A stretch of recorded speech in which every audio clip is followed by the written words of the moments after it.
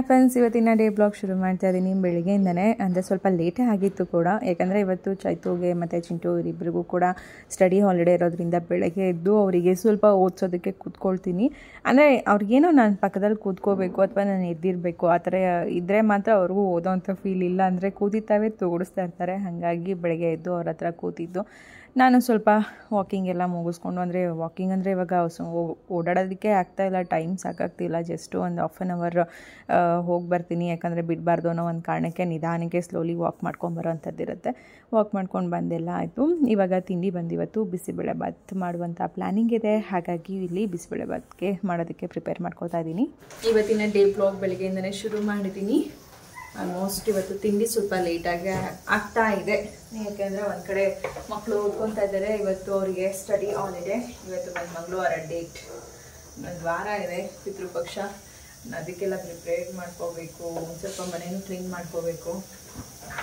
ಯಾವಾಗ ಮಾಡೋದು, ಅದ್ರ ಎಕ್ಸಾಮ್ ಟೈಮು ರಿಸಲ್ಟ್ ಮಾಡೋಣ ಅಂತ ಅನ್ಕೊತೀನಿ. ಸ್ಟಡಿ ಹಾಲಿಡೇ ಕೊಟ್ಟಾಗ ಮಾಡೋಣ ಅಂತ. ಬಟ್ ಇವ್ರು ಓದ್ಕೊತಾ ಇರ್ತಾರೆ, ಅವ್ರು ಡಿಸ್ಟರ್ಬ್ ಆಗುತ್ತೆ. ನಾವು ಇಲ್ಲಿಗೆ ಹೋಗಿ ಅಲ್ಲಿಗೆ ಹೋಗಿ ಅಂತ ಅನ್ನೋದ್ರಿಂದ ಅಂತ ಹೇಳಿ ಅದು ಮಾಡೋಕ್ಕಾಗ್ತಿಲ್ಲ. ಎಲ್ಲ ಕೆಲಸ ಪೆಂಡಿಂಗ್. ಇವತ್ತು ಎಕ್ಸಾಮ್ಸ್ ಮುಗಿದಿದ್ದು ನೆಕ್ಸ್ಟ್ ಡೇನೇ ಹಬ್ಬ. ಹಾಂ, 1ನೇ ತಾರೀಕು ಇವ್ರಿಗೆ ಎಕ್ಸಾಮ್ ಮುಗಿಯೋದು. 2ನೇ ತಾರೀಕು ಬೇರೆ ಏನೂ ತಯಾರಿ ಮಾಡೋದು ಬೇಡ, ನಾನು ಅವಾಗ ಮಾಡ್ಕೊತೀನಿ ಎಲ್ಲ. ಆಯ್ತಾ?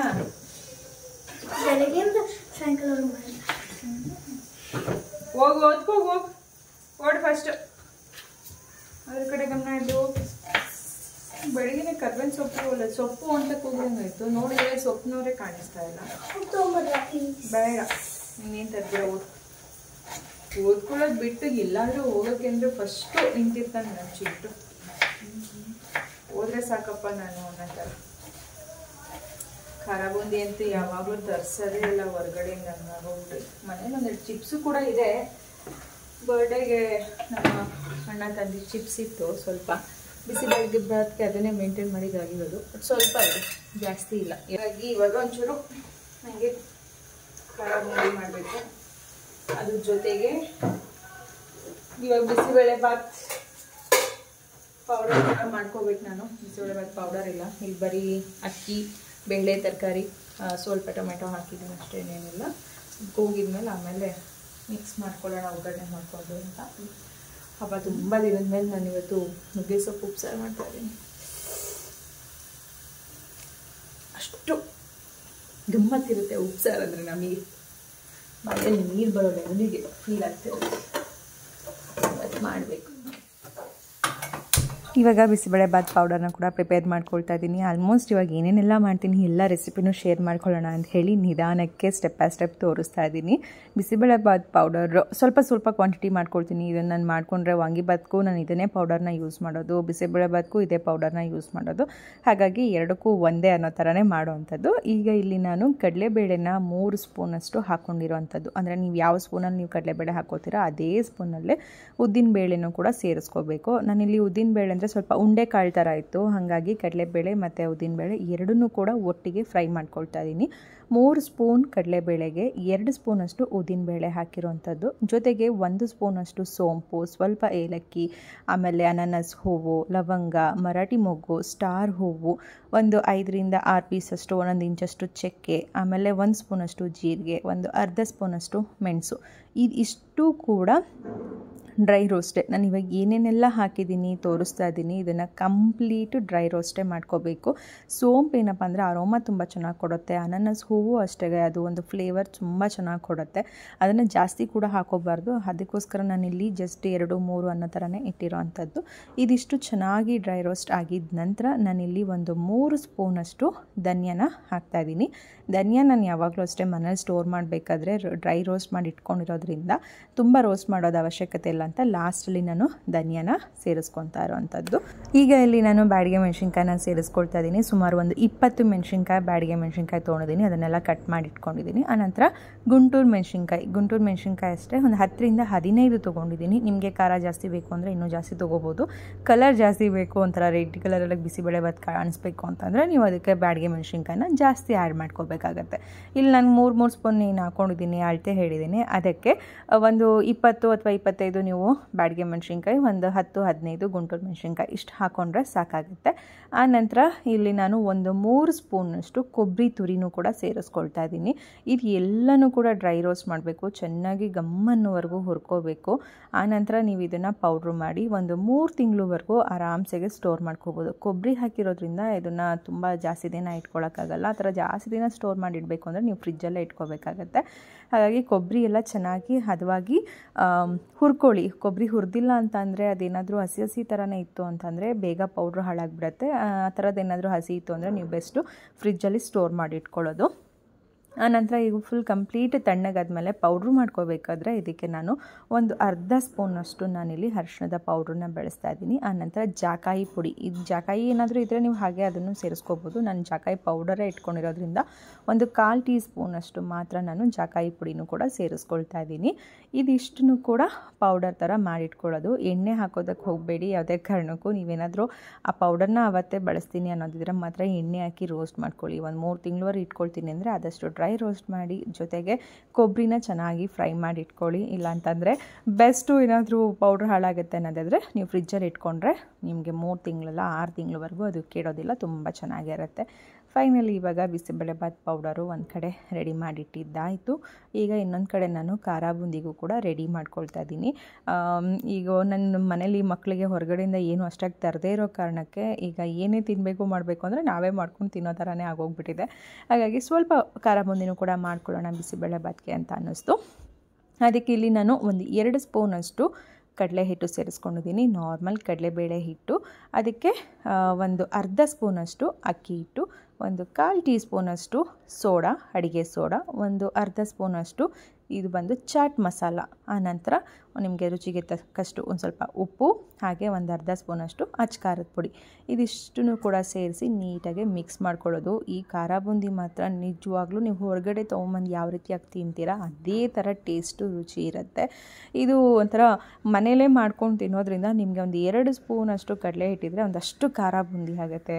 ಆದರೆ ಮಾಡುವಂಥ ವಿಧಾನ ಸರಿಯಾಗಿರಬೇಕು. ಸ್ಟಾರ್ಟಿಂಗೆಲ್ಲ ಮಾಡ್ಬೇಕಾದ್ರೆ ಸ್ವಲ್ಪ ಹಿಂಸೆ ಆಗೋದ್ರಿಂದ ಅಕಸ್ಮಾತ್ ಚೆನ್ನಾಗಾಗಿಲ್ಲ ಅಂದಾಗ ಅಯ್ಯೋ ಯಾರಿದೆಲ್ಲ ಇಷ್ಟು ಕಷ್ಟಪಡ್ತಾರೆ ಹೊರಗಡೆಯಿಂದ ತಂದು ತಿಂದರೆ ಸಾಕು ಅನ್ನೋ ಥರನೂ ಅನಿಸುತ್ತೆ. ಬಟ್ ನನಗೇನಂತಂದರೆ ಅಭ್ಯಾಸ ಆಗಿರೋದ್ರಿಂದ ನನಗೇನು ಅಷ್ಟು ಫೀಲ್ ಆಗಲ್ಲ. ಯಾವುದಾದ್ರೂ ಒಂದು ಅಡುಗೆ ಇವಾಗ ಪಪ್ಸ್ ಮಾಡಿದೆ ನೋಡಿ, ನಾನು ನಿಮಗೆ ಅದನ್ನು ನನ್ನ ಲೈಫಲ್ಲೇ ಮಾಡಲ್ಲ ಅಂತ ಡಿಸೈಡ್ ಆಗಿಬಿಟ್ಟೆ. ಹಾಗೆ ಕೆಲವೊಂದು ಅಡುಗೆಗಳೇನಾದರೂ ಮಾಡೋ ವಿಧಾನ ಸರಿಯಾಗಿಲ್ಲ ಬಂದಿಲ್ಲ ಅಂದರೆ ಎಣ್ಣೆ ವೇಸ್ಟು, ಹಿಟ್ಟು ವೇಸ್ಟು ಎಲ್ಲ ಹಾಳಾಗುತ್ತೆ. ಅಂಥ ಟೈಮಲ್ಲಿ ಅನಿಸುತ್ತೆ ಹೊರಗಡೆಯಿಂದನೇ ತಂದು ತಿನ್ನೋದು ಬೆಟರ್ ಅಂತ. ಕೆಲವೊಂದು ನಮಗೆ ಮಾಡೋದಕ್ಕೆ ಬರುವಂತಹ ಅಡುಗೆ ಆಗ್ಬೋದು, ತಿಂಡಿ ಆಗ್ಬೋದು, ಏನೇ ಆದ್ರೂ ಫ್ರೀ ಇದೆ, ಟೈಮ್ ಇದೆ ಅಂತಂದರೆ ಆರಾಮ್ಸಾಗಿ ಮಾಡ್ಕೋಬೋದು ಅನ್ನೋ ಒಂದು ಕಾರಣಕ್ಕೆ ನಾನೇ ಪ್ರಿಪೇರ್ ಮಾಡ್ಕೊಂಬಿಡ್ತೀನಿ ಅಷ್ಟೇ. ಇವಾಗ ನೋಡ್ತಾ ಇದ್ದೀರಲ್ಲ, ಒಂದು ಚೂರು ಗಂಟು ಇಲ್ಲದೆ ಇರೋ ರೀತಿಯಾಗಿ ಒಂದು ಇಡ್ಲಿ ಹಿಟ್ಟಿನ ಅದಕ್ಕೆ ಸ್ವಲ್ಪನೇ ನೀರನ್ನು ಹಾಕಿ ನೀಟಾಗಿ ಹ್ಯಾಂಡ್ ಬ್ಲೆಂಡರ್ ಇದ್ದರೆ ಅದರಲ್ಲಿ ನೀಟಾಗಿ ಮಿಕ್ಸ್ ಮಾಡ್ಕೊಳ್ಳಿ. ಆದಷ್ಟು ಒಂದು ಗಂಟು ಇರಬಾರ್ದು, ಜೊತೆಗೆ ತುಂಬ ತೆಳು ಅನ್ನೋ ಥರನೂ ಇರಬಾರ್ದು, ತುಂಬ ಗಟ್ಟಿನೂ ಇರಬಾರ್ದು. ನೀವೊಂದು ಇಡ್ಲಿ ಹಿಟ್ಟು ಯಾವ ರೀತಿಯಾಗಿ ಇರುತ್ತೆ ನೋಡಿ, ಆ ಒಂದು ಅದಕ್ಕೆ ನೀಟಾಗಿ ಹಿಟ್ಟನ್ನು ಮಿಕ್ಸ್ ಮಾಡ್ಕೋಬೇಕು. ಆನಂತರ ಇಲ್ಲಿ ಎಣ್ಣೆ ಕಾದಿದೆಯಾ ಅಂತ ಒಂದು ಸರಿ ಚೆಕ್ ಮಾಡಿಕೊಂಡು ಅದಕ್ಕೆ ನಾರ್ಮಲಿ ನಾವು ಮನೆಯಲ್ಲಿ ಯೂಸ್ ಮಾಡುವಂಥ ಜಾಲರಿ ಟೈಪ್ ಏನಿರುತ್ತೆ ನಾನು ಅದರಲ್ಲೇ ಮಾಡ್ಕೊಳ್ತಾ ಇದ್ದೀನಿ. ಆ ಒಂದು ಹಿಟ್ಟು ಹಾಕಿದ ಮೇಲೆ ಸ್ವಲ್ಪ ಕುಟ್ತಾ ಇರಬೇಕು. ನಾವೇನು ಇಟ್ಕೊಳ್ತೀವಿ ಜಾಲರಿ ಹ್ಯಾಂಡು, ಅದನ್ನು ಸ್ವಲ್ಪ ಶೇಕ್ ಮಾಡ್ತಾ ಇರಬೇಕು, ಅದು ಬೀಳೋ ಥರ.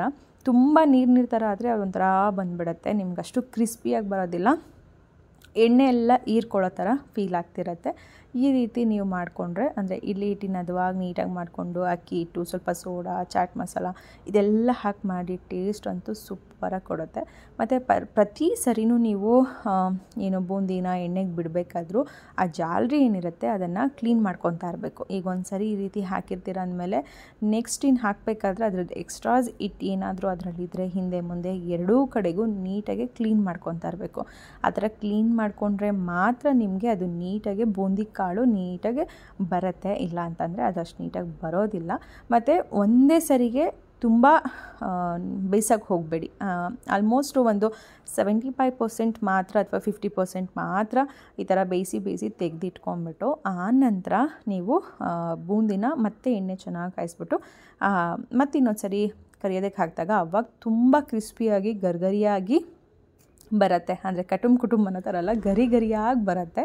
ಈಗ ನೋಡ್ತಾ ಇರ್ಬೋದು ನಾನು ಎಲ್ಲನೂ ಕೂಡ ಒಂದು 3/4 ಭಾಗ ಬೇಯಿಸ್ಕೊಂಡಿದ್ದೆ, ಇನ್ನೊಂದು 1/4 ಭಾಗ ಅದನ್ನು ಮತ್ತೆ ನಾನು ಫ್ರೈ ಮಾಡ್ಕೋಬೇಕಾಗಿತ್ತು. ಹಾಗಾಗಿ ಎಣ್ಣೆ ಚೆನ್ನಾಗಿ ಕಾಯಿಸ್ಬಿಟ್ಟು ಆನಂತರ ನಾನು ಮಾಡಿಟ್ಟಂಥಷ್ಟು ಬೂಂದಿನೂ ಒಟ್ಟಿಗೆ ಹಾಕಿ ಈಗ ಅದಕ್ಕೆ ಸ್ವಲ್ಪ ಬೆಳ್ಳುಳ್ಳಿ, ಅಂದರೆ ಒಂದೇ ಒಂದು ಗಡ್ಡೆ ಬೆಳ್ಳುಳ್ಳಿನ ಜಜ್ಜಿಬಿಟ್ಟು ಸಿಪ್ಪೆ ಸಮೇತನೇ ಜಜ್ಜಿಬಿಟ್ಟು ಅದಕ್ಕೆ ಒಂದು ಸ್ವಲ್ಪ ಕರಿಬೇವನ್ನು ಹಾಕ್ಬಿಟ್ಟು ಹಾಕ್ತೆ. ಯಾಕಂದರೆ ಈ ಥರ ಹಾಕಿದಾಗ ಆ ಬೆಳ್ಳುಳ್ಳಿ ಫ್ಲೇವರ್ ಏನಿದೆ ಅದು ಕಂಪ್ಲೀಟ್ ಆ ಖಾರ ಬೂಂದಿಗೆ ಸೇರಿಕೊಳ್ಳುತ್ತೆ. ಆ ಟೇಸ್ಟು ಕೂಡ ತುಂಬ ಚೆನ್ನಾಗಿರುತ್ತೆ. ಯಾರಿಗಾದ್ರೂ ಬೆಳ್ಳುಳ್ಳಿ ಇಷ್ಟ ಆಗಿಲ್ಲ ಅಂದರೆ ಸ್ಕಿಪ್ ಮಾಡ್ಬೋದು. ಕರ್ಬೇವಿನ ಸೊಪ್ಪು ಇನ್ನೂ ಹಾಕ್ಕೊತೀನಿ ಅಂದರೆ ಹಾಕ್ಕೋಬೋದು. ನಾನು ಸ್ವಲ್ಪ ಮಾತ್ರ ಹಾಕ್ತೆ ಅಷ್ಟೇ. ತುಂಬ ಚೆನ್ನಾಗಾಗಿತ್ತು. ಇದಕ್ಕೆ ನೀವು ಕಡಲೆಕಾಯಿ ಬೀಜ, ಹುರ್ಗಡ್ಲೆ ಇದನ್ನು ಕೂಡ ನಾನು ಫ್ರೈ ಮಾಡಿಬಿಟ್ಟು ಕೂಡ ಹಾಕ್ಕೊತೀನಿ. ನಿಮಗೂ ಇಷ್ಟ ಆದರೆ ಕಡಲೆಕಾಯಿ ಬೀಜ ಹಾಕ್ಕೋಬೋದು. ಕೆಲವೊಬ್ಬರಿಗೆ ಕಡಲೆಕಾಯಿ ಬೀಜ ಹುರ್ಗಡ್ಲೆ ಅಷ್ಟು ಇಷ್ಟ ಆಗೋಲ್ಲ, ಅಂಥವ್ರು ನೀವು ಸ್ಕಿಪ್ ಮಾಡ್ಕೋಬೋದು. ಇಷ್ಟನ್ನು ಕೂಡ ನೀವು ಮೇಲ್ಗಡೆ ಇನ್ನೊಂದು ಸ್ವಲ್ಪ ಚಾಟ್ ಮಸಾಲ, ಉಪ್ಪಿನ ಪುಡಿ, ಖಾರ ಪುಡಿ ಎಲ್ಲ ಹಾಕಿ ಕೂಡ ಸರ್ವ್ ಮಾಡ್ಬೋದು. ಇದಂತೆಲ್ಲ ಹೇಗೆ ಅಂತಂದರೆ ಫ್ರೆಂಡ್ಸ್, ನೀವೊಂದು ಅರ್ಧ kg ಹಿಟ್ಟು ತೊಗೊಂಡ್ರೆ ಸುಮಾರು ಖಾರ ಬೂಂದಿನ 1 kgವರೆಗೂ ಕೂಡ ನಾವು ಮಾಡ್ಕೋಬೋದು. ಅಷ್ಟು ಬರುತ್ತೆ. ಬಟ್ ಪೇಷನ್ಸ್ ಬೇಕು. ಇಷ್ಟೆಲ್ಲ ರಿಸ್ಕ್ ತೊಗೊಂಡು ಮಾಡೋದು ಬೇಕಾ ಅಂತಲೂ ಕೂಡ ಕೆಲವೊಂದು ಟೈಮಲ್ಲಿ ಅನಿಸುತ್ತೆ. ಅಂಥ ಟೈಮಲ್ಲಿ ನಾವು ಹೊರಗಡೆಯಿಂದನೂ ಕೂಡ ತೊಗೊಂಬಂದು ತಿನ್ಕೊಳ್ಳೋದು ಬೆಟರ್. ಒಬ್ಬೊಬ್ರಿಗಿದ್ದಾಗ ಮಾಡ್ಕೊಳ್ಳೋಕೆ ಬೇಜಾರಾಗುತ್ತೆ ಅನ್ನೋದಾದರೆ. ನಾನಂದರೆ ನಮ್ಮ ಮನೇಲಿ ನಮ್ಮ ಮಕ್ಕಳು ನಾವು ಎಲ್ಲ ಇರೋದ್ರಿಂದ ನಮಗೆಲ್ಲ ಸ್ವಲ್ಪ ಜಾಸ್ತಿ ಕ್ವಾಂಟಿಟಿಲೇ ನಾನು ಮಾಡೋದ್ರಿಂದ ನನಗೆ ಒಂಥರ ಈಸಿ ಅನಿಸುತ್ತೆ. ಈ ಕೆಲಸಗಳೆಲ್ಲ ಪಟ ಹೋಗ್ಬಿಡುತ್ತೆ ಬೇಗ. ಇವಾಗ ಆಲ್ಮೋಸ್ಟು ಖಾರ ಬೂಂದಿ ಫಸ್ಟು ನೀವು ನೋಡಿದ್ರಿ ಅಲ್ವಾ, ನಾನು ಹಾಕಿದಾಗ ಎಣ್ಣೆಲಿ ಚೆನ್ನಾಗದು ಒಂಥರ ನೊರೆ ಥರ ಬರೋಕ್ಕೆ ಶುರು ಆಯಿತು. ಆಮೇಲೆ ಕಂಪ್ಲೀಟ್ ಆ ನೊರೆ ಸ್ವಲ್ಪ ಕಡಿಮೆ ಆದಮೇಲೆ ನಾನು ಫುಲ್ ಕಂಪ್ಲೀಟ್ ತೆಗೆದಿಟ್ಕೊಂಡೆ. ಅದಕ್ಕೆ ಸ್ವಲ್ಪ ಕಡಲೆಕಾಯಿ ಬೀಜ ಆಮೇಲೆ ಹುರ್ಗಡ್ಲೆನೂ ಕೂಡ ಎಣ್ಣೆಯಲ್ಲಿ ಕರೆದ್ಬಿಟ್ಟು ಹಾಕ್ಕೊಂಡೆ. ಈಗ ಈ ಒಂದು ಕಡಲೆಕಾಯಿ ಬೀಜ ಮತ್ತು ಹುರ್ಗಡ್ಲೆಗೆ ಸ್ವಲ್ಪ ಉಪ್ಪು ಖಾರ ಹಿಡಿಬೇಕು. ಅದು ಏನು ಉಪ್ಪು ಖಾರ ಇರೋದಿಲ್ಲ ಅಲ್ವಾ, ಹಾಗಾಗಿ ಮೇಲೆ ಇನ್ನೊಂದು ಸ್ವಲ್ಪ ನಾನು ಉಪ್ಪಿನ ಪುಡಿ ಹಾಗೆ ಖಾರದ ಪುಡಿ ಇದಿಷ್ಟನ್ನು ಕೂಡ ಹಾಕ್ಕೊಳ್ತಾ ಇದ್ದೀನಿ. ಹಾಕಿಬಿಟ್ಟು ನೀಟಾಗಿ ಮಿಕ್ಸ್ ಮಾಡಿಕೊಂಡ್ರೆ ತುಂಬ ಗರಿಯಾದಂತಹ ಹೋಮ್ ಮೇಡ್ ಖಾರ ಬೂಂದಿ ರೆಡಿ ಆಗುತ್ತೆ. ಸೂಪರಾಗಿರುತ್ತೆ. ವಾರದಲ್ಲೋ 15 ದಿನಕ್ಕೋ ಒಂದು ಸರಿ ಈ ಥರ ಆಲ್ಮೋಸ್ಟ್ ಎಲ್ಲ ಎಣ್ಣೆ ಪದಾರ್ಥಗಳು ಏನಾದರೂ ತಿನ್ನೋರಿಗೆ, ಇಷ್ಟ ಆಗೋರಿಗೆ ಅಥವಾ ಟ್ರಾವೆಲ್ ಮಾಡೋರಿಗೆ ತೊಗೊಂಡು ಹೋಗಬೇಕು ಅಂದರೆ ಈ ಥರದ್ದು ಮಾಡಿ ಕೊಟ್ಟು ಕಳಿಸಿದ್ರೆ ಅಥವಾ ಮಾಡಿ ನಾವು ಮನೇಲಿ ಸ್ಟೋರ್ ಮಾಡಿ ಇಟ್ಕೊಂಡ್ರೆ ಚೆನ್ನಾಗಿರುತ್ತೆ ಅಂತ ಅನಿಸುತ್ತೆ. ಬಟ್ ಮಾಡೋದಕ್ಕೆ ಸ್ವಲ್ಪ ಕಷ್ಟ ಅನಿಸುತ್ತೆ ಕೆಲವೊಂದು ಟೈಮಲ್ಲಿ. ಸ್ಟಾರ್ಟಿಂಗ್ ಸ್ಟೇಜ್ ಯಾರು ಮಾಡ್ತಾರೋ ಅವರಿಗೆ. ತುಂಬ ಚೆನ್ನಾಗಾಗಿತ್ತು. ನಮ್ಮ ಮನೇಲಂತೂ ನಮ್ಮ ಮನೆಯವ್ರು ಭಾಳ ಇಷ್ಟಪಟ್ಟರು. ಅಂದರೆ ಅವ್ರು ಅದೇ ಹೇಳ್ತಿದ್ರು ನನಗೆ, ಒಂದು ಬಾಕ್ಸಲ್ಲಿ ಮಾಡಿಟ್ಬಿಡಮ್ಮ ನಿನ್ನ ಖಾರ ಬೂಂದಿನ ನನಗೆ ಅಂತಲೇ. ತುಂಬ ಚೆನ್ನಾಗಾಗಿದೆ, ಮಾಡಿರೋದು ಮಾತ್ರ ಸೂಪರಾಗಿದೆ ಅಂತಿದ್ರು.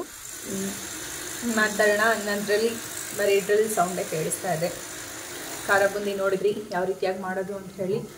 ಪಟ ಅಂತ ಹೋಗುತ್ತೆ. ಸ್ಟಾರ್ಟಿಂಗ್ ಒಂದು ಸ್ವಲ್ಪ ಮಾಡೋರಿಗೆ ಕಷ್ಟ ಅನಿಸ್ಬೋದು, ಮಾಡ್ತಾ ಈಸಿಯಾಗಿ ಹೋಗುತ್ತೆ. ಸೂಪರಾಗಿರುತ್ತೆ. ಅದರಲ್ಲಂತೂ ಬೆಳ್ಳುಳ್ಳಿ ಕರಿಬೇವೆಲ್ಲ ಒಗ್ಗರಣೆ ಹಾಕ್ಬಿಟ್ರಂತೂ ಸೂಪರ್ ಚೆನ್ನಾಗಿರುತ್ತೆ. ನನಗಂತೂ ಹೋಗ್ತಾ ಇದ್ರೆ ಬಾಯಿಗೆ ಆಗ್ತಾನೆ ಇರುತ್ತೆ. 2 ಸಾರಿ ಫ್ರೈ ಮಾಡಿದ್ರೆ ಒಳ್ಳೆ ಕ್ರಿಸ್ಪಿಯಾಗಿ ಬರುತ್ತೆ ಅದು ಖಾರ ಬೂಂದಿ. ಒಂದು ಕಡೆ ಬಿಸಿಬೇಳೆಬಾತ್ ಪೌಡ್ರು ರೆಡಿಯಾಗಿದೆ. ಆಯ್ತು, ಇನ್ನೇನಿದ್ರು ಒಗ್ಗರಣೆ ಮಾಡಿಬಿಟ್ಟು ತಿನ್ನೋದು. ಪಾತ್ರೆಗಳಂತೂ ತುಂಬ ಹೋಗ್ಬಿಡ್ತವೆ. ಏನಾದರೂ ಒಂದು ಕೆಲಸ ಅಡುಗೆ ಮನೆ ಬಂದ್ವಿ ಅಂದರೆ 1 by 1 ತುಂಬ. ಈಗ ಒಂದು 2 ರಿಂದ 3 ಸ್ಪೂನ್ ಹಾಕೊಳ್ತೀನಿ. ಕೇಳಿಸ್ಕೊಳ್ತಾ ಇದ್ದೀರಾ ಎಷ್ಟು ಡಿಸ್ಟರ್ಬೆನ್ಸ್ ಸೌಂಡ್ಗಳಿದೆ ಅಂತ. ಹಾಗಾಗಿ ಆದಷ್ಟು ನಾನು ವಾಯ್ಸ್ ಓವರ್ ಕೊಡ್ತಾ ಇದ್ದೀನಿ. ಎದುರುಗಡೆ ಮಾತಾಡೋದಕ್ಕೆ ಸ್ವಲ್ಪ ಕಷ್ಟ ಆಗ್ತಾಯಿದೆ.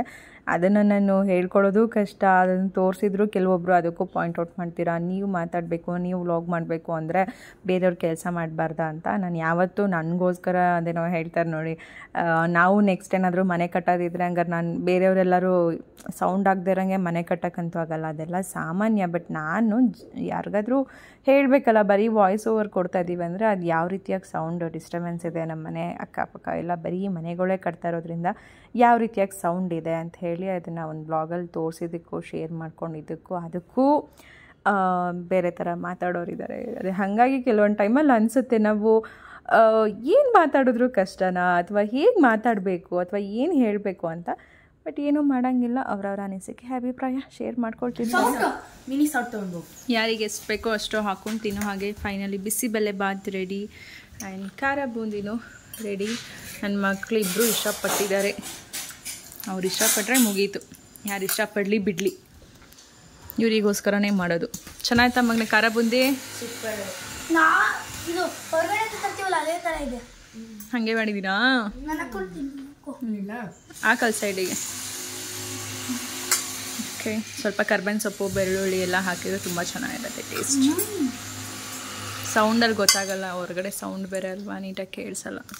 ಸಾಕು. ಓಕೆ, ಈಗ ತಿನ್ನೋಣ, ಟೈಮ್ ಆಯ್ತು. ಇವತ್ತು ಬಿಸಿಬೇಳೆ ಬಾತ್ ಹೆಂಗಿದೆ ಟೇಸ್ಟ್ ಮಾಡಿ ಹೇಳಿ. ಇವರೆಲ್ಲ ತುಪ್ಪ ಹಾಕ್ಕೊತಾರೆ, ನನಗೇನು ತುಪ್ಪ ಹಾಕ್ಕೊಂಡೋಕೆ ಇಷ್ಟ ಇಲ್ಲ, ಅದಕ್ಕಾಗಿ ಓನ್ಲಿ ಇಷ್ಟ. ನಿಜವಾಗ್ಲೂ ತುಂಬ ಚೆನ್ನಾಗಾಗಿತ್ತು. ಬಿಸಿಬೇಳೆ ಬಾತ್ ಆಗ್ಬೋದು ಅಥವಾ ಖಾರ ಬೂಂದಿ ಎಲ್ಲ ಸೂಪರ್ ಕಾಂಬಿನೇಷನ್ ಅಂತ ಹೇಳ್ಬೋದು. ನನಗೂ ನಮ್ಮ ಮಕ್ಳಿಗಂತೂ ಭಾಳ ಇಷ್ಟ ಆಯಿತು. ನಾನು ಸ್ವಲ್ಪ ಜಾಸ್ತಿನೇ ತಿಂದುಬಿಟ್ಟೆ, ಯಾಕಂದರೆ ನನಗೆ ಬೆಳಿಗ್ಗೆ ತಿಂಡಿ ಸ್ವಲ್ಪ ಲೇಟ್ ಆಯಿತು. ಯಾಕಂದರೆ ಪೌಡ್ರು ಮಾಡಿಕೊಂಡು ಬಿಸಿಬೇಳೆ ಬಾತ್ ಪೌಡರ್ ಮಾಡಬೇಕಿತ್ತು, ಖಾರ ಬೂಂದಿ ಮಾಡಿ ಎಲ್ಲ ಮಾಡ್ಕೊಂಡು ರೆಡಿ ಮಾಡೋದು ಅಂದರೆ ಸ್ವಲ್ಪ ಲೇಟ್ ಆಗುತ್ತೆ. ಅಕಸ್ಮಾತ್ ಖಾರ ಬೂಂದಿ ಅಥವಾ ಬಿಸಿಬೇಳೆ ಬಾತ್ ಪೌಡರ್ ಈ ಥರ ಎಲ್ಲ ಪೌಡ್ರ್ ಇದ್ದರೆ ಟಕ ಅಂತ ಮುಗ್ದೋಗ್ಬಿಡುತ್ತೆ. ಸ್ವಲ್ಪ ಲೇಟ್ ಆಗಿದ್ದರಿಂದ ಹೊಟ್ಟೆ ಹಸಿವು ಜಾಸ್ತಿ ಆಗಿತ್ತು. ಇನ್ನೇನು ಮಧ್ಯಾಹ್ನ ಏನು ಊಟ ಮಾಡೋದು ಬೇಡ, ಬರೀ ಮನೆಯವ್ರಿಗೆ ಮಕ್ಳು ಮಾಡಿಕೊಟ್ರೆ ಆಯಿತು ಅಂತ ಸ್ವಲ್ಪ ಜಾಸ್ತಿ ಕ್ವಾಂಟಿಟಿ ಎಲ್ಲ ತಿಂದೆ. ಆನಂತರ ತಿಂದು ಒಂದು ಸ್ವಲ್ಪ ಹೊತ್ತು ಕೂತು ರೆಸ್ಟ್ ಮಾಡಿ ಆಮೇಲೆ ಬಂದೆ ನನ್ನ ಪಾತ್ರೆ ತೊಳೆಯೋದಕ್ಕೆ. ಯಾಕಂದರೆ ಅಡುಗೆ ಮನೇಲಿ ನೋಡ್ತಾ ಇರ್ಬೋದು ಎಷ್ಟು ಪಾತ್ರೆ ಇದೆ ಅಂತ. ಜೊತೆಗೆ ನಮ್ಮ ಮನೆಯವ್ರ ಫ್ರೆಂಡು ಕೂಡ ಬಂದಿದ್ದರು, ಅವ್ರಿಗೂ ಬ್ರೇಕ್ಫಾಸ್ಟ್ ಎಲ್ಲ ಕೊಟ್ಟು ಆನಂತರ ಕಂಪ್ಲೀಟ್ ಕಿಚನ್ ಕ್ಲೀನಿಂಗ್ ಕೆಲಸ ಶುರು ಮಾಡಿದ್ದಂಥದ್ದು. ಎಷ್ಟು ನಾವು ವೆರೈಟಿ ಅಡುಗೆ ಮಾಡ್ತೀವಿ ಅಥವಾ ಎಷ್ಟೆಲ್ಲ ಅಡುಗೆ ಮಾಡಬೇಕು ಅಂತ ಅಂದ್ಕೊಳ್ತೀವಿ, ಅಷ್ಟೆಲ್ಲ ಮಾಡೋದಕ್ಕೂ ಎಷ್ಟು ಪಾತ್ರೆ ಯೂಸ್ ಮಾಡಿರ್ತೀವಿ ಅಷ್ಟೇ ಪಾತ್ರೆಗಳು ತೊಳೆಯೋದಕ್ಕೆ ಇರುತ್ತೆ. ಅದಷ್ಟು ಪಾತ್ರೆಗಳನ್ನ ತೊಳೆದು ಅಡುಗೆ ಮನೆಯೆಲ್ಲ ಕ್ಲೀನ್ ಮಾಡಿ ನೀನು ಸ್ವಲ್ಪ ಮಕ್ಳು ಕೂತ್ಕೊಂಡು ಏನಾದರೂ ರಿವಿಷನ್ಸ್ ಮಾಡೋದು ಅಥವಾ ಅವ್ರದ್ದೇನು ಪೇಪರ್ ಇರುತ್ತೆ ಓದಿರೋದು ಅದನ್ನು ಚೆಕ್ ಮಾಡೋಣ ಅನ್ನೋಷ್ಟರಲ್ಲಿ ಮಧ್ಯಾಹ್ನ ಆಗೇ ಹೋಯಿತು. ಅದ್ರ ಜೊತೆಗೆ ನುಗ್ಗೆ ಸೊಪ್ಪು ಕೂಡ ನಮ್ಮ ಮನೆಯವರು ತಂದಿದ್ದಂಥದ್ದು. ನನಗಂತೂ ನುಗ್ಗೆ ಸೊಪ್ಪು ನೋಡಿದ್ರೆ ಸಾಕು ಬಾಯಲ್ಲಿ ನುಗ್ಗಿ ಬರುತ್ತೆ. ಒಂಥರ ನುಗ್ಗೆ ಸೊಪ್ಪು ಉಪ್ಸಾರು ಅಂತ ಅಂದರೆ ಅಥವಾ ಹಸಿ ಅವರೆಕಾಯಿ ಕೀರೆ ಸೊಪ್ಪು ಹಾಕಿ ಉಪ್ಸಾರು ಅಂತ ಅಂದರೆ ನನಗೆ 3 ಟೈಮು ಬರೀ ಉಪ್ಸಾರು ಕೊಟ್ಟರು ನಾನು ತಿಂತೀನಿ, ಅಷ್ಟು ಇಷ್ಟ ನಮಗೆ ಉಪ್ಸಾರು ಅಂದರೆ. ಇಲ್ಲಿ ನುಗ್ಗೆ ಸೊಪ್ಪೆಲ್ಲನೂ ಕೂಡ ನಾನು ತೊಳೆಯೋದಕ್ಕೆ ಹಾಕಿದ್ದೆ. ಅಂದರೆ ಈ ಥರ ನೀರಲ್ಲಿ ಒಂದು 5 ರಿಂದ 10 ನಿಮಿಷ ನೆನೆಸಿಟ್ಟಿರ್ತೀನಿ. ಅದು ಯಾಕೆ ಅಂತ ಹೇಳ್ತೀನಿ, ನೋಡ್ತಾ ಇರಿ. ಹಾಗೆ ಇವತ್ತು ಖಾರ ಬಂದು ನಾನು ಹಸಿಮೆಣ್ಸಿನ್ಕಾಯಿ ಖಾರ ಮಾಡ್ತಾಯಿದ್ದೀನಿ. ಕೆಲವೊಂದು ಟೈಮಲ್ಲಿ ಒಣಮೆಣ್ಸಿನ್ಕಾಯಿ ಖಾರ ಮಾಡ್ತೀನಿ, ಅದಕ್ಕೆ ತೆಂಗಿನಕಾಯಿನ ಹಾಕೋದಕ್ಕೆ ಹೋಗೋದಿಲ್ಲ. ಬಟ್ ಈ ಥರ ನುಗ್ಗೆ ಸೊಪ್ಪಿಗೆಲ್ಲ ನನಗೆ ಹಸಿಮೆಣ್ಸಿನ್ಕಾಯಿ ಖಾರ ತುಂಬ ಇಷ್ಟ ಆಗುತ್ತೆ. ಹಾಗಾಗಿ ಸುಟ್ಬಿಟ್ಟು ಮಾಡೋವಂಥದ್ದು.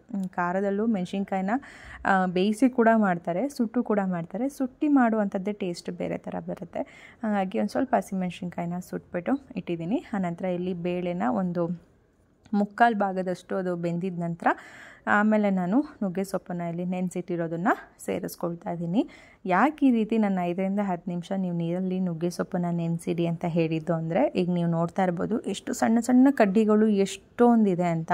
ನೀವು ಎಷ್ಟೇ ನುಗ್ಗೆ ಸೊಪ್ಪಲ್ಲಿ ಕಡ್ಡಿ ತೆಗಿತೀನಿ ಕ್ಲೀನ್ ಮಾಡ್ತೀನಿ ಅಂತ ಅಂದರೂ ಎಲ್ಲ ತೆಗೆದಿದ್ರು ನಾವು ಈ ಥರ ಕಡ್ಡಿಗಳನ್ನ ತೆಗೆಯೋದಕ್ಕಾಗೋದಿರೋದಿಲ್ಲ. ಅದೇನಾಗ್ಬಿಡುತ್ತೆ, ನಮಗೆ ಸೊಪ್ಪಿನ ಪಲ್ಯ ಮಾಡಿದಾಗ ಕೆಲವೊಂದು ಟೈಮಲ್ಲಿ ಕೆಲವೊಂದು ಕಡ್ಡಿಗಳು ಸಿಗ್ತಾಯಿದ್ರೆ ಒಂಥರ ತಿನ್ನಬೇಕಾದ್ರೆ ಬೇಜಾರಾಗುತ್ತೆ, ಇದೇನು ಕಡ್ಡಿ ಅನಿಸುತ್ತೆ ಅಂತ. ಹಾಗಾಗಿ ನಾನೇನು ಮಾಡ್ತೀನಿ, ನುಗ್ಗೆ ಸೊಪ್ಪನ್ನೆಲ್ಲ ಬಿಡಿಸಿದ ನಂತರ ಒಂದು 10 ನಿಮಿಷ 15 ನಿಮಿಷನಾದರೂ ಸರಿ ನೀವು ಈ ರೀತಿ ನೀರಲ್ಲಿ ನೆನೆಸಿಟ್ಬಿಡ್ಬೇಕು. ಆವಾಗ ಕಡ್ಡಿ ಎಲ್ಲ ಕೆಳಭಾಗಕ್ಕೆ ಹೋಗಿರುತ್ತೆ, ಸೊಪ್ಪೆಲ್ಲ ನೀಟಾಗಿ ಮೇಲಿರುತ್ತೆ. ಮೆಣಸಿನ್ಕಾಯಿ ಸ್ವಲ್ಪ ಜಾಸ್ತಿ ಸುಟ್ಟೋಗ್ಬಿಟ್ಟಿದೆ, ಸ್ವಲ್ಪ ಸುಟ್ಟಬೇಕಿತ್ತು, ಜಾಸ್ತಿ ಕರಕ್ಲಾಗ್ಬಿಟ್ಟಿದೆ. ಒಂದೊಂದು ಸ್ವಲ್ಪ ಸುಟ್ಕೊಂಡಿದ್ರೆ ಆಗಿರೋದು. ಇಷ್ಟೇ, ಮೆಣಸು, ಜೀರಿಗೆ ಪುಡಿ, ಸ್ವಲ್ಪ ಹುಣಸೆಹಣ್ಣು, ಸ್ವಲ್ಪ ಕಾಯಿ, ಒಂದು 3-4 ಕೆಸರು ಬೆಳ್ಳುಳ್ಳಿ, ಹಸಿಮೆಣ್ಸಿನ್ಕಾಯಿ, ಕೊತ್ತಂಬರಿ ಸೊಪ್ಪು, ಇದಿಷ್ಟು ರುಬ್ಕೊಂಡ್ರೆ ಉಪ್ಸಾರು ಖಾರ ರೆಡಿ. ನಮ್ಮ ಮಂಡ್ಯ ಸ್ಟೈಲ್ ಹಸಿಮೆಣ್ಸಿನ್ಕಾಯಿ ಖಾರ ಮಾಡ್ತಾಯಿದ್ದೀವಿ. ಉಪ್ಸಾರು ಖಾರಕ್ಕೆ ಇಷ್ಟೇ ಹಾಕ್ಕೊಳ್ಳೋದು. ಆನಂತರ ಬೇಳೆ ಬೇಯೋದಕ್ಕೆ ಹಾಕಬೇಕಾದ್ರೆ ನಾನು ಟೊಮೆಟೊನೂ ಕೂಡ ಸೇರಿಸಿದ್ದೆ, 1-2 ಟೊಮೆಟೊನೂ ಕೂಡ ಬೇಯಿಸೋದಕ್ಕೆ ಹಾಕಿದ್ದೆ. ಅದು ಬೆಂದಿದ್ದನ್ನು ಎತ್ತಿಟ್ಟಿದ್ದೆ. ಅದನ್ನು ನಾವು ಖಾರ ಎಲ್ಲ ರುಬ್ಬಿದ ನಂತರ ನಾವು ಅದೇ ಒಂದು ಮಿಕ್ಸಿ ಜಾರಿಗೆ ಟೊಮೆಟೊನೂ ಹಾಕಿಬಿಟ್ಟು ರುಬ್ಬಿಟ್ಟು ಅದನ್ನು ಒಂದು ಕಾಳು ಸೊಪ್ಪು ಬೇಯಿಸಿರುವಂಥ ನೀರು ಏನಿರುತ್ತೆ ಆ ನೀರಿಗೆ ಮಿಕ್ಸ್ ಮಾಡಿ ಕುದಿಸ್ಕೋಬೇಕು. ಅಷ್ಟೇ, ಉಪ್ಸಾರು ರೆಡಿ ಆಗುತ್ತೆ. ಆನಂತರ ಇಲ್ಲಿ ನಾನು ಪಲ್ಯಗೆ ಒಂದು 3 ಮೊಟ್ಟೆನೂ ಕೂಡ ಸೇರಿಸ್ತಾ ಇದ್ದೀನಿ, ಕಾಯಿ ತುರಿನೂ ಕೂಡ ಹಾಕ್ತಾಯಿದ್ದೀನಿ. ಮೊಟ್ಟೆ ಸ್ವಲ್ಪ ಜಾಸ್ತಿ ಇದ್ದರೆ ಕಾಯಿ ತುರಿ ಹಾಕೋ ಅವಶ್ಯಕತೆ ಇಲ್ಲ. ನುಗ್ಗೆ ಸೊಪ್ಪು ಪಲ್ಯಕ್ಕೆ ಮಾತ್ರ ಮೊಟ್ಟೆ ಹಾಕಿ ಮಾಡಿದರೆ ಸೂಪರಾಗಿರುತ್ತೆ.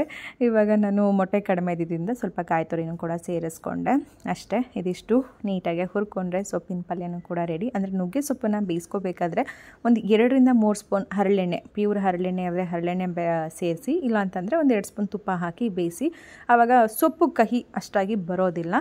ಫೈನಲಿ ಉಪ್ಸಾರು, ರಾಗಿ ಮುದ್ದೆ, ಖಾರ ಎಲ್ಲ ಕೂಡ ರೆಡಿ. ಈ ಒಂದು ಊಟ ಯಾರಿಗೆ ಇಷ್ಟ ಕಮೆಂಟ್ ಮಾಡಿ. ನನಗಂತೂ ಈ ಊಟ ತುಂಬ ಅಂದರೆ ತುಂಬಾ ಇಷ್ಟ. ಓಕೆ, ಇವಾಗ ಮತ್ತೆ ಬ್ಲಾಗ್ ಕಂಟಿನ್ಯೂ ಮಾಡ್ತಾ ಇದ್ದೀನಿ. ಈಗ ಟೈಮ್ ಬಂದು 6:30, 6:15. ಮಕ್ಕಳು ಎಕ್ಸಾಮ್ಗೆ ಓದ್ಕೊತಾ ಇದ್ದಾರೆ.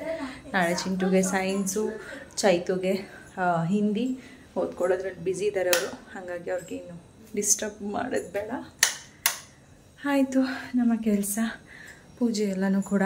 ಆಮೇಲೆ ಸುಷ್ಮಾ, ನೀವು ಮಧ್ಯಾಹ್ನ ಮೊಟ್ಟೆ ತಿಂದುಬಿಟ್ಟು ಪೂಜೆ ಮಾಡಿದ್ರ ಅಂತ ಅಂದ್ಕೋಬೇಡಿ. ನಾನು ಮಧ್ಯಾಹ್ನ ಊಟನೇ ಮಾಡಿಲ್ಲ, ಜಸ್ಟ್ ಮನೆಯವ್ರಿಗೆ ಮಕ್ಕಳಿಗೆ ಮಾತ್ರ ಕೊಟ್ಟಿದ್ದು. ನಾನು ಬೆಳಗ್ಗೆ ಬಿಸಿಬೇಳೆಭಾತು ಹೆವಿ ಜಾಸ್ತಿ ತಿಂದಿದ್ದರಿಂದ ಊಟ ತಿನ್ನಕ್ಕೆ ಹೋಗಲಿಲ್ಲ. ನಂಗೆ ಜಾಸ್ತಿ ಅಂತ ಅನ್ನಿಸ್ಬಿಡ್ತು. ನನ್ನ ಮುದ್ದೆ ಹಾಗೆ ಇದೆ ಇಲ್ಲ ರಾತ್ರಿಗೆ ನೋಡಿ, ಮುದ್ದೆ ಮಾಡಿದಂಗೆ ಅನ್ನೋ ಜೊತೆಗೆ ಇಟ್ಟೆ. ಮತ್ತಿನ್ನು ಅದಕ್ಕೊಂದು ಹಾಟ್ ಬಾಕ್ಸು ಹಾಕಿಡೋದು, ಮಾಡಿಡೋದು, ಅದು ಇದು ಅಂತ ಹೇಳಿ ನೀನು ಅಡುಗೆ ಎಲ್ಲ ಏನೂ ಮಾಡೋಂಗಿಲ್ಲ. ಸಾಂಬಾರಿದೆ, ಇವಾಗ ನೈಟ್ ಆಗುತ್ತೆ. ಹಾಗೆ ಪಲ್ಯ ಅದು ಕೂಡ ಇದೆ. ಉಪ್ಸಾರಲ್ಲ, ಇವಾಗ ಅದೇ ಆಗುತ್ತೆ. ನಾನು ಮುದ್ದೆ ತಿನ್ಕೊಳ್ತೀನಿ. ನನಗೆ ಬೆಳಗ್ಗೆ ಬಿಸಿಬೇಳೆಭಾತು, ಖಾರ ಬುಂದಿ ಎಲ್ಲ ತಿಂದ್ಬಿಟ್ನಾ. ಮತ್ತು ತಿಂದಿದ್ದು ಕೂಡ ಲೇಟ್ ಆಯಿತು. ಹಾಗಾಗಿ ಏನೋ ತಿನ್ನಕ್ಕೆ ಹೋಗಿಲ್ಲ. ಓಕೆ, ಇವತ್ತು ಸ್ವಲ್ಪ ಹೊರಗಡೆ ಹೋಗೋಣ ಅಂತ ಅಂದ್ಕೊಂಡಿದ್ದೆ. ಹೊರಗಡೆ ಅಂದರೆ ಒಂದು ನಿಮಿಷ, ಕೈ ಫುಲ್ ನೋವು ಬರೋದ್ರಿಂದ ನನಗೆ ಫೋನ್ ಇಟ್ಕೊಂಡು ಮಾತಾಡೋದಕ್ಕೆ ಸ್ವಲ್ಪ ಕಷ್ಟ ಆಗುತ್ತೆ. ಅದಕ್ಕೆ ಸ್ಟ್ಯಾಂಡ್ ಹಾಕ್ಬಿಟ್ಟು ಮಾತಾಡೋದಾದರೆ ಈಸಿ ಅನಿಸುತ್ತೆ. ಹಾಗಾಗಿ ಸ್ಟ್ಯಾಂಡಿಗೆ ಹಾಕಿದಂಥದ್ದು. ಬೆಳಿಗ್ಗೆಯಿಂದ ಆ ಕೆಲಸ ಈ ಕೆಲಸ ಅನ್ನೋದಾಯಿತು. ಹಂಗೂ ಇವತ್ತೊಂಚೂರು ಮನೆ ಕ್ಲೀನ್ ಮಾಡ್ಕೊಳ್ಳೋಣ ಅಂತ ಅಂದ್ಕೊಂಡಿದ್ದೆ. ಕತ್ತಲೆ ಕಾಣಿಸ್ತಾ ಇದೆ, ಲೈಟ್ ಆನ್. ಓಕೆ, ಇಲ್ಲ ಮಾಡಿದೆ, ಹೋಗಪ್ಪ. ಇನ್ನು ಸ್ವಲ್ಪ ಹೊರಗಡೆ ಹೋಗಬೇಕಾಗಿತ್ತು. ಅಂದರೆ ಡಿಮಾರ್ಟ್ಗೆ ಹೋಗಬೇಕಿತ್ತು. ನೀನು ಪಿತೃಪಕ್ಷ ಶಾಪಿಂಗ್ ಎಲ್ಲ ಮಾಡಬೇಕು. ಜೊತೆಗೆ ಮನೆ ಕ್ಲೀನಿಂಗ್ ಕೆಲಸ ಆಗಿಲ್ಲ, ಆ ಕ್ಲೀನಿಂಗ್ ಕೆಲಸ ಮಾಡಬೇಕು. ಅಂದರೆ ಸ್ವಲ್ಪ ಬೆಡ್ಶೀಟ್ಸ್ ಎಲ್ಲ ಚೇಂಜ್ ಮಾಡಬೇಕಾಗಿತ್ತು. ಇವತ್ತು ಮಂಗಳವಾರ, ಬೇಡ ಅಂತ ಹೇಳಿ ಚೇಂಜ್ ಮಾಡಿಲ್ಲ. ನಾಳೆ ಸ್ವಲ್ಪ ಹೊರಗಡೆ ಹೋಗೋದಿದೆ ಅಮ್ಮನ ಕರ್ಕೊಂಡು. ನಾಳೆ ಆಗುತ್ತಾ ಎಲ್ಲ ಗೊತ್ತಿಲ್ಲ. ಗುರುವಾರ ಆದಷ್ಟು ಕ್ಲೀನ್ ಮಾಡ್ಕೊಂಬಿಟ್ಟು ದೇವ್ರ ಮನೆ ಎಲ್ಲ ಕ್ಲೀನ್ ಮಾಡಿಬಿಡೋಣ. ಶನಿವಾರ, ಭಾನುವಾರ ಅಥವಾ ಭಾನುವಾರ ಅಂದ್ಕೊಂಡಿದ್ದೀನಿ. ಹಬ್ಬ ಇರೋದು 2ನೇ ತಾರೀಕು ಬುಧವಾರ. ಭಾನುವಾರ ನೀನು ಹೋಗಿ ಓದ್ಕೋಗು, ಹೋಗು ಮಗ. ಅದಕ್ಕೆ ಗುರುವಾರ ಆದಷ್ಟು ಎಲ್ಲ ಸ್ವಲ್ಪ ಕ್ಲೀನ್ ಮಾಡ್ಕೊಳ್ಳೋಣ, ಮನೆಯೆಲ್ಲ ಕ್ಲೀನ್ ಮಾಡ್ಕೊಳ್ಳೋಣ. ಆದರೆ ಶುಕ್ರವಾರ ಇಲ್ಲ ಶನಿವಾರ ದೇವ್ರ ಮನೆ ಕ್ಲೀನ್ ಮಾಡ್ಕೊಳ್ಳೋಣ ಅಂತ ಅಂದ್ಕೊಂಡಿದ್ದೀನಿ. ಇನ್ನು ಭಾನುವಾರ, ಸೋಮವಾರ 2 ದಿನ ಕಂಪ್ಲೀಟ್ ತಿಂಡಿ ಆ ಥರದ್ದು ಏನಾದರೂ ತಿನ್ಕೊಳ್ಳೋ. ಮಧ್ಯದಲ್ಲಿ ಬಂದು ಡಿಸ್ಟರ್ಬ್ ಮಾಡ್ತಿರ್ತಾರೆ ನನಗೆ. ಏನಾದರೂ ನಾನು ಮಾತಾಡೋಕ್ಕೆ ಅಂತ ಬರ್ತೀನಿ. ನಿಜವಾಗ್ಲೂ ನನ್ನ ಮಗ ಇಟ್ಕೊಂಡು ನನ್ನ ದೇವರೇ ಮಾತಾಡೋಕ್ಕಾಗಲ್ಲ.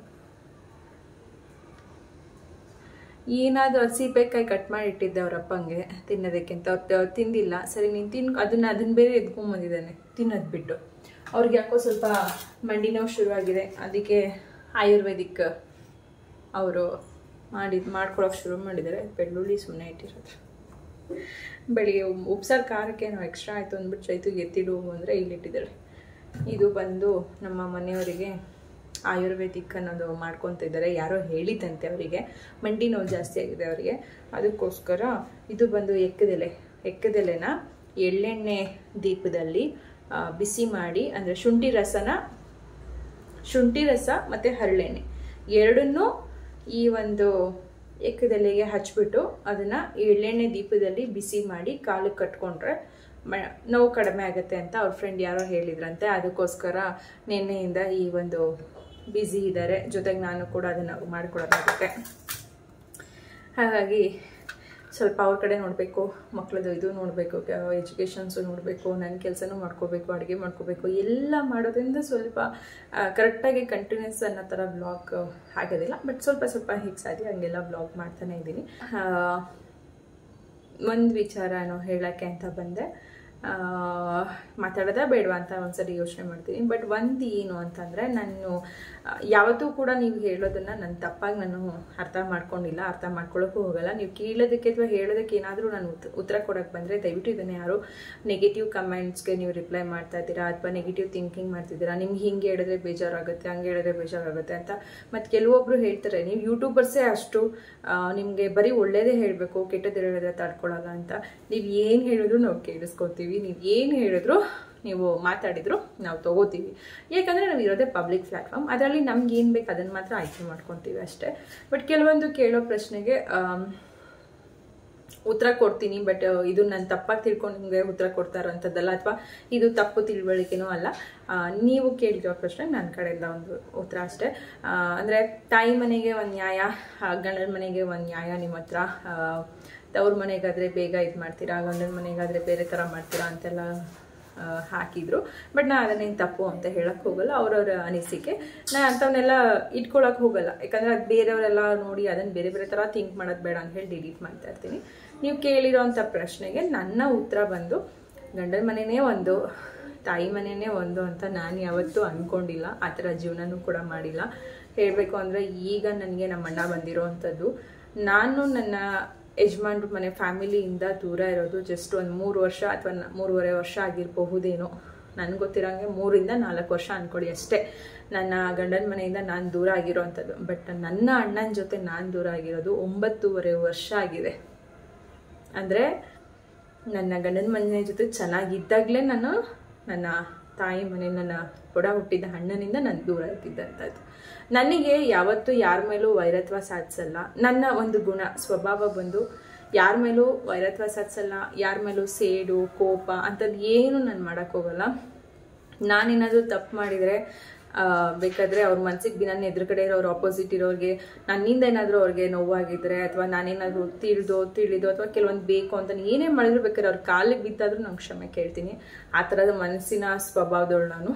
ಬಟ್ ನನಗೆ ಬೇರೆಯವರಿಂದ ಇರಿಟೇಟ್ ಆಗ್ತಾ ಇದೆ ಅಥವಾ ಬೇರೆಯವರಿಂದ ಏನೋ ನನ್ನ ಒಂದು ನನಗೆ ಒಂದು ಸ್ವಲ್ಪ ಹಿಂಸೆ ಆಗ್ತಾ ಇದೆ ಅಥವಾ ಟಾರ್ಚರ್ ಅನಿಸ್ತಾ ಇದೆ ಅಂದರೆ ನಾನು ಅದನ್ನು ಅವ್ರಿಗೆ ಓಪನ್ ಆಗಿ ಹೇಳ್ತೀನಿ. ಇಲ್ಲ, ನೀವು ಈ ಥರ ಮಾಡ್ತಾ ಇರೋದು ತಪ್ಪು, ಈ ಥರ ಮಾಡಬೇಡಿ. ನೀವು ಹೇಗೆ ಒಬ್ರು ಮನುಷ್ಯರು, ನಾವು ಅದೇ ರೀತಿಯನ್ನೇ. ನಿಮ್ಮ ಮನೇಲಿ ಹೇಗೆ ನಿಮಗೆ ಮಕ್ಕಳಿದಾರೋ ಹಾಗೆ ನಮಗೂ ಕೂಡ ಇದ್ದಾರೆ. ನೀವು ಈ ಥರ ಎಲ್ಲ ಮಾಡೋದ್ರಿಂದ ನಮಗೆ ನೋವಾಗತ್ತೆ. ಈಗ ನನ್ನನ್ನು ನೀವು ಕೆಟ್ಟವರು ಅಂತ ಹೇಳಬೇಕು ಅಂದರೆ ನನ್ನಲ್ಲಿ ಒಂದು ಗುಣ ಕೆಟ್ಟದನ್ನು ನೀವು ತೋರಿಸ್ಬೇಕು, ಪಾಯಿಂಟ್ ಔಟ್ ಮಾಡೋದಲ್ಲ, ಹಿಂಗೆ ತೋರ್ಸೋದಲ್ಲ. ಹಿಂಗೆ ತೋರ್ಸೋಕೆ ಮುಂಚೆ ಈ 3 ನಮ್ಮನ್ನು ನೋಡ್ತಾ ಇರುತ್ತೆ ಅಲ್ವಾ. ಹೀಗೆ ಹೇಳೋ ಬದಲು ಅದಂತೂ ನನಗೇನಂದರೆ ಯಾರಾದರೂ ಹೇಳಿದ್ರೆ ಸಾಕ್ಷಿ ಸಮೇತ ಅದನ್ನು ಪ್ರೂವ್ ಮಾಡಬೇಕು. ನಾನು ಸರಿ ಇಲ್ಲ ಅಥವಾ ನಾನು ಕೋಪಿಷ್ಟೆ, ನಾನು ಜಗಳ ಗಂಟಿ ಅಥವಾ ನಾನು ದುರಹಂಕಾರಿ, ನಾನು ಅಹಂಕಾರಿ ಅಂತ ಎಲ್ಲ ಏನೇ ನೀವು ಮಾಡಿದ್ರು, ಯಾವ ವಿಚಾರದಲ್ಲಿ ನಾನು ಆ ರೀತಿ ನಡ್ಕೊಂಡಿದ್ದೀನಿ, ಓಕೆ ನಿಮ್ಮಲ್ಲಿ ಆ ಥರ ಅನ್ನಿಸ್ತಾ, ಓಕೆ ಒಂದ್ಸರಿ ಆ ಥರ ಫೀಲ್ ಆಯ್ತಾ, ಕ್ಷಮೆ ಕೇಳೋಣ. ನೀವು ನನಗೆ ಗೊತ್ತಿರತ್ತೆ, ನನ್ನ ಮನಸ್ಪೂರ್ವಕವಾಗಿ ನಾನು ಹೇಳಬೇಕಂದ್ರೆ ನನಗೇನಾದರೂ ಅನಿಸಿದರೆ ಆ ಫೀಲ್ ನಾನು ತಪ್ಪು ಮಾಡ್ತಾ ಇದ್ದೀನಿ, ಓಕೆ ನನ್ನಿಂದ ಒಬ್ರಿಗೆ ನೋವಾಗಿದೆ, ಬೇಜಾರಾಗಿದೆ ಅಂದರೆ ನನಗೆ ನಿಜವಾಗ್ಲೂ ಅದನ್ನ ನನಗೆ ಅನಿಸುತ್ತೆ. ನಾನು ಯೋಚನೆ ಮಾಡ್ತೀನಿ, ಯಾರ ಹತ್ರನಾದರೂ ಮಾತಾಡಬೇಕಾದ್ರೂ ಅಥವಾ ಯಾವುದೇ ಒಂದು ಸಂಬಂಧನ ನನಗೆ ಬೇಡವೇ ಬೇಡ ಇವರು ಅಂತ ಹೇಳಿ ನಾನು ಕಳ್ಕೋಬೇಕು ಅಂದರೂ 100 ಸರಿ ಯೋಚನೆ ಮಾಡ್ತೀನಿ. ನಾನು ಸುಮ್ಮನೆ ಯಾವುದನ್ನೋ ಒಂಥರ ಅಹಂಕಾರದಿಂದ ಬೇಡ ಅಂತ ಹೇಳಿ ಹೋಗೋ ಅಂಥವಳಲ್ಲ. ನನಗೆ ಫ್ಯಾಮಿಲಿ ಬೇಕು ಅಂತಲೇ ನಾನು ಇಷ್ಟಪಡೋ ಅಂಥವಳು. ಬಟ್ ತುಂಬ ಅಂದರೆ ತುಂಬ ನನಗೆ ತಡ್ಕೊಳಕ್ಕಾಗದೇ ಇರುವಷ್ಟು ನನ್ನ ಮನಸ್ಸಿಗೆ ನೋವಾಗ್ತಿದ್ರೆ ನಾನು ಓಕೆ ಈಗ ಅರ್ಥ ಮಾಡ್ಕೊಳ್ತಾರೆ, ಆಗ ಅರ್ಥ ಮಾಡ್ಕೊಳ್ತಾರೆ ಅಂತ ಹೇಳಿ ತಲೆ ಬಗ್ಗಿ ನಾನು ಎಷ್ಟೇ ಬಗ್ಗಿದ್ರು ನನಗೆ ಎಲ್ಲಿ ಬೆಲೆ ಇಲ್ಲ, ಗೌರವ ಇಲ್ಲ, ನನ್ನನ್ನು ಎಲ್ಲೋ ತುಂಬ ಅವರು ಕೀಳಾಗಿ ಯೋಚನೆ ಮಾಡ್ತಿದ್ದಾರೆ ಅಂತ ನನಗೆ ಅನ್ನಿಸ್ದಾಗ ಅಥವಾ ನನಗೆ ಆ ಫೀಲ್ ಆದಾಗ ನನಗೆ ಬೇಡವೇ ಬೇಡ ಇಂಥವ್ರು ಅಂತ ಹೇಳಿ ದೂರ ಬರ್ತೀನಿ ಹೊರತು ಏಕ್ದಮ್ ಬೇಡ ಅಂತ ಬರೋದಿಲ್ಲ.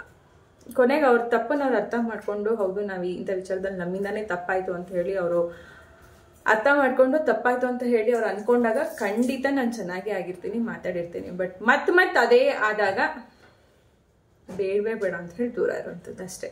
ಅದು ತಾಯಿ ಮನೆ ಆಗಲಿ ಅಥವಾ ಗಂಡನ ಮನೆ ಆಗಲಿ ಯಾರದೇ ಆಗಲಿ ನಾನು ಬೇಗ ದೂರ ಆಗುವಂಥವಳು ಅಲ್ಲ ಅಥವಾ ಬೇಗ ಕೋಪ ಬರುವಂಥ ಮನುಷ್ಯಳು ಅಲ್ಲ. ನನಗೆ ಬೇಗ ಕೋಪನೂ ಬರೋಲ್ಲ, ಸಿಟ್ಟು ಬರೋದಿಲ್ಲ. ನನಗೆ ಬೇಗ ಬರೋದು ಅಳು ಬರುತ್ತೆ. ಜೊತೆಗೆ ಬೇಗ ಮನಸ್ಸಿಗೆ ನನಗೆ ನಾನೇ ನೋವು ಮಾಡ್ಕೊಳ್ತೀನಿ. ಬಟ್ ಬೇರೆಯವ್ರಿಗೆ ಯಾರಿಗೂ ನನ್ನಿಂದ ನೋವಾಗೋ ಥರ ನನಗೆ ಗೊತ್ತಿರೋಂಗೆ ನಾನು ನಡ್ಕೊಂಡಿಲ್ಲ. ಮತ್ತು ಯಾವುದನ್ನೂ ಅಷ್ಟೇ ನಾನು ಅಷ್ಟು ಸುಲಭವಾಗಿ ಯಾರ ಹತ್ರನೂ ನನ್ನ ನೋವಾಗಿ, ನನ್ನ ಬೇಜಾರಾಗಲಿ, ನನ್ನ ಕೋಪ ಆಗಲಿ ತೋರಿಸೋದಿಲ್ಲ, ಹೇಳ್ಕೊಳ್ಳೋದು ಇಲ್ಲ. ನಾನು ಅದ್ರ ಬಗ್ಗೆ ಚರ್ಚೆನೂ ಮಾಡೋಕ್ಕೆ ಹೋಗೋಲ್ಲ. ಆ ಥರ ಸ್ವಭಾವ ನನ್ನದು. ಬಟ್ ಎಲ್ಲೋ ನನ್ನನ್ನು ಅವ್ರು ಯಾರೋ ಬೇರೆಯವರು ತುಂಬ ಕೀಳಾಗಿ ನೋಡ್ತಿದ್ದಾರೆ ಅಂದಾಗ ಅಂಥವ್ರಿಂದ ನಾನು ದೂರ ಇರೋದಕ್ಕೆ ಇಷ್ಟಪಡ್ತೀನಿ ಅಷ್ಟೇ. ಇನ್ನೇನೂ ಇಲ್ಲ. ಗಂಡನ ಮನೆ ಆದ್ರೇನು, ತಾಯಿ ಮನೆ ಆದ್ರೇನು, ಯಾರ ಮನೆ ಆದ್ರೇನು ನಮಗಿರುವಂಥ ಬೆಲೆ ಗೌರವ ಯಾರು ಕೊಡ್ತಾರೋ, ರೋಡಲ್ಲಿ ಹೋಗೋರು ಅಷ್ಟೇ. ಏನಮ್ಮ ಚೆನ್ನಾಗಿದೆಯಾ ಅಂದರೆ ನಗ್ನಗ್ತಾ ಚೆನ್ನಾಗಿದ್ದೀನಿ ಅಂತ ಹೇಳಿ ಮಾತಾಡ್ತೀನಿ. ಅದೇ ದುರಂಕಾರದಿಂದ ಅವ್ರು ಮಾತಾಡ್ಸಿದ್ರು ಅಂದರೆ ನನ್ನ ಕಡೆ ತಿರುಗು ನೋಡೋದಿಲ್ಲ, ನಾನು ಹೋಗ್ತಾ ಇರ್ತೀನಿ. ನಾನು ಆ ಥರದವಳು ನಾನು. ಯಾಕಂದರೆ ನಾನು ಉತ್ತರನೂ ಕೊಡೋದಿಲ್ಲ, ತಿರುಗು ನೋಡೋಕೆ ಹೋಗಲ್ಲ, ಸುಮ್ಮನೆ ಹೋಗ್ತಾ ಇರ್ತೀನಿ. ಪದೇ ಪದೇ ಕೆಣಕ್ದಾಗ ಮಾತ್ರ ನಾನು ರಿವರ್ಸ್ ಅವರಿಗೆ ಆ ಒಂದು ಕೋಪ, ಸಿಡ್ಕು ಅನ್ನೋದನ್ನ ನಾನು ತೋರಿಸೋದು ಅಷ್ಟೇ ಫ್ರೆಂಡ್ಸ್. ಇನ್ನೇನು ಇಲ್ಲ. ಯಾರೋ ಒಬ್ಬರು ಇಬ್ಬರು 3 ಜನ, ಸುಮಾರು ಜನ ಇದ್ದಾರೆ. ಕೆಲವೊಂಥರ ಅವ್ರವ್ರ ಅನಿಸಿಕೆ, ಅಭಿಪ್ರಾಯ ಅಥವಾ ನನ್ನ ಬಗ್ಗೆ ಅವ್ರಿಗೆ ಏನು ಫೀಲ್ ಆಯ್ತನೋ ಆ ಥರ ಅನಿಸಿದ್ಯೋ ಏನೋ ಗೊತ್ತಿಲ್ಲ. ಬಟ್ ನಾನು ನನ್ನ ಒಂದು ಗಂಡನ ಫ್ಯಾಮಿಲಿ ಆಗ್ಬೋದು, ಅವ್ರಾಗ್ಬೋದು, ಯಾರನ್ನೇ ಆದರೂ ಅಷ್ಟೇ, ಇವರೆಲ್ಲರನ್ನೂ ದೂರ ಮಾಡ್ಕೊಳ್ಳೋಕೆ ಮುಂಚಿತವಾಗಲೇ ನನ್ನ ಬ್ರದರ್ನ ದೂರ ಮಾಡ್ಕೊಂಡಿದ್ದಂಥದ್ದು. ಅಷ್ಟು ವರ್ಷ ಜೊತೆಲಿ ಹುಟ್ಟಿ ಬೆಳೆದು ಮಾಡಿ ಇದ್ದಂಥದ್ದು ಏನೋ ಒಂದು ಕಾರಣ ಇದ್ದೇ ಇರುತ್ತೆ ಫ್ಯಾಮಿಲಿದೆಲ್ಲ. ಅದನ್ನೆಲ್ಲ ಇದು ಮಾಡೋಕ್ಕೆ ಹೋಗಲ್ಲ. ಎಲ್ಲ ನಮಗೆ ಬೆಲೆ ಇಲ್ಲ, ಗೌರವ ಇಲ್ಲ ಅನ್ನೋ ಕಡೆ ಅತಿಯಾಗಿ ನಾವು ಹೋಗಬಾರ್ದು ಅನ್ನೋ ಒಂದು ಕಾರಣಕ್ಕೆ ಬೇಡ ಅಂತ ಹೇಳಿ ನಾನು ದೂರ ಇರ್ತೀನಿ ಅಷ್ಟೇ. ಇದಿಷ್ಟು ಹೇಳಕ್ಕೆ ಬಯಸ್ತೀನಿ. ಕಮೆಂಟ್ ಅಂದರೆ ಕೇಳೋದು ತಪ್ಪಲ್ಲ. ಅಂದರೆ ಸುಷ್ಮಾ ಅಂದರೆ ಯಾರೋ ಒಬ್ಬರು ಹಾಕಿದ್ರು, ಓಕೆ ಸುಷ್ಮಾ ನಿಮ್ಮ ಬ್ರದರ್ನ ಮಾತಾಡಿಸ್ದಂಗೆ ಇವಾಗ ನಿಮ್ಮ ಹಸ್ಬೆಂಡ್ ಫ್ಯಾಮಿಲಿಯವ್ರನ್ನ ಮಾತಾಡಿಸ್ಕೊಂಡು ಚೆನ್ನಾಗಿರಿ ಅಂತ ಹೇಳಿ ಹಾಕಿದ್ರು. ಮೇ ಬಿ ಭಗವಂತನ ನಿಂಚೆ ಎಲ್ಲದಕ್ಕೂ ಒಂದು ಕಾಲ ಕೂಡ ಬರುತ್ತೆ. ಅಂಥದ್ದು ಒಂದು ನಡಿಬಹುದು, ಹೇಳೋಕ್ಕೂ ಆಗೋದಿಲ್ಲ. ಅದನ್ನು ನಾನು ಆಗೋದೇ ಇಲ್ಲ ಅಂತ ಹೇಳೋದಿಲ್ಲ, ಆದರೂ ಆಗ್ಬೋದು. ಈಗ 9 ವರ್ಷದಿಂದ ನಮ್ಮ ಬ್ರದರ್ ಜೊತೆ ನಾನು ಮಾತಾಡ್ತೀನಿ ಅಂತ ನಾನು ಅಂದ್ಕೊಂಡೇ ಇರಲಿಲ್ಲ. ಆಯ್ತಲ್ವಾ, ಹಾಗೆ ಅದು ಆಗ್ಬೋದು, ಹೇಳೋಕ್ಕಾಗಲ್ಲ. ಆ ಥರ ಹಾಕಿದರೆ ಅಥವಾ ಹೇಳಿದ್ರೆ ಇದೊಂದು ಬುದ್ಧಿ ಮಾತು ಅನ್ನೋ ಥರ ಇರುತ್ತೆ. ಹೇಳಿದ್ರೆ ಇದೆಲ್ಲ ನಾವು ತಗೊಳ್ಳೋ ಅಂಥದ್ದು ಇರುತ್ತೆ. ಬಟ್ ಕೆಲವೊಬ್ರು ಅವರೇ ದುರಂಕಾರವಾಗಿ ಮಾತಾಡ್ತಿರ್ತಾರೆ, ಬಟ್ ನಮ್ಮನ್ನ ದುರಂಕಾರಿಗಳು ಅಂತಾರೆ. ಅಂಥವರಿಗೆ ನನ್ನ ಒಂದು ಮಾತು ಅಷ್ಟೇ, ಅಷ್ಟು ಬಿಟ್ಟರೆ ಬೇರೆ ಏನೂ ಇಲ್ಲ. ಅದೇ ಶಾಪಿಂಗೆಲ್ಲ ಹೋಗೋದಿತ್ತು ಸ್ವಲ್ಪ. ನಾನು ಡಿಮಾರ್ಟ್ಗೆಲ್ಲ ಹೋಗೋಣ, ಅದೆಲ್ಲ ಶಾಪಿಂಗ್ ಮಾಡೋಣ ಅಂತ.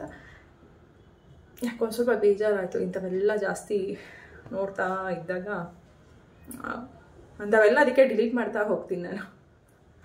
ನೋಡ್ತಾ ನಮ್ಮ ಮನಸ್ಸಿಗೆ ಒಬ್ಬರು ಫೀಲ್ ಆಗಬಾರ್ದು ಅಂತ ಅದಕ್ಕೆ ಹೇಳೋಣ ಅಂಥವ್ರಿಗೆ ಈ ಒಂದು ಮಾತು ಅಂತ ಅಷ್ಟೇ. ಓಕೆ, ನಾನು ಇವತ್ತಿನ ಡೇ ವ್ಲಾಗ್ನ ಇಲ್ಲಿಗೆ ಎಂಡ್ ಮಾಡ್ತೀನಿ. ಇವಾಗ ಪೂಜೆ ಎಲ್ಲ ಮಾಡಿತ್ತು, ಸ್ವಲ್ಪ ಫ್ರೆಶ್ ಮೈಂಡ್ ಅನ್ನೋ ಥರ ಇದ್ದೀನಿ. ನಿಮ್ಮ ಜೊತೆನೂ ಮಾತಾಡ್ಕೊಂಡ್ಮೇಲೆ ಒಂದು ಸ್ವಲ್ಪ ಏನೋ ಮನಸ್ಸು ಹಗುರ ಅಂತ ಅನ್ನಿಸ್ತು. ಇವಾಗ ನೀನು ಅಡುಗೆ ಏನು ಮಾಡೋಂಗಿಲ್ಲ, ರೈಸ್ ಒಂದು ಮಾಡಿದ್ರೆ ಮಕ್ಳಿಗಾಗುತ್ತೆ, ನನಗೆ ಮುದ್ದೆ ಇದೆ, ಅದೇ ಊಟ ಹೋಗ್ಬಿಡುತ್ತೆ. ಓಕೆ, ನೋಡೋಣ ನಾಳೆ ಹೇಗೆ ಏನೋ ಇತ್ತಾ ಅಂತ. ಮತ್ತೆ ಸಿಗೋಣ ಇನ್ನೊಂದು ವ್ಲಾಗಲ್ಲಿ ಅಂತ ಹೇಳ್ತಾ bye friends. Thank you so much for watching. Bye.